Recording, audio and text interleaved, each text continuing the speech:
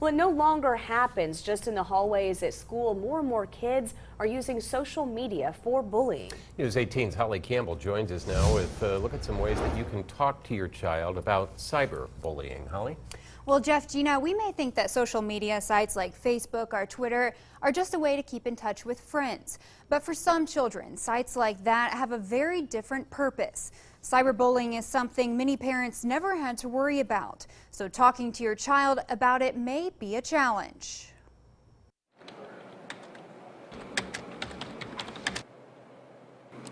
There's the bully, there's the bullied, the person who is the victim, and there's the bystander. And your kids will probably be in one of those roles in the next year. As many kids head back to school this week, it's a good time to discuss bullying with your child. But one form of bullying may be difficult for parents to understand. Purdue Family Studies professor Judy Myers-Walls says since many parents didn't have access to social media sites like Facebook or Twitter when they were their child's age, cyberbullying is unfamiliar territory. Parents often don't understand those technologies. Kids are at the cutting edge. Parents try to catch up. She says the first step to monitoring your child's social media life is to first understand how sites like Facebook and Twitter work.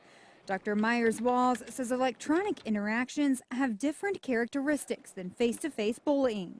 Often done when a child is alone in his or her room or someplace else, but at the same time they're public, because often, especially something like Facebook or Twitter, is going to be something that other people will also have access to. Stepping away from the computer, teaching your child basic relationship skills can also help prevent cyberbullying. A big part of what parents can do is teach basic friendship skills. Teach kids how to get to know each other, how to be nice to each other, how to help someone who feels left out. And how you interact with others face-to-face and through social media impacts how your child will do the same. And make sure they are not modeling bullying behavior as they talk about dealing with relationships at work or with other people or even with their children.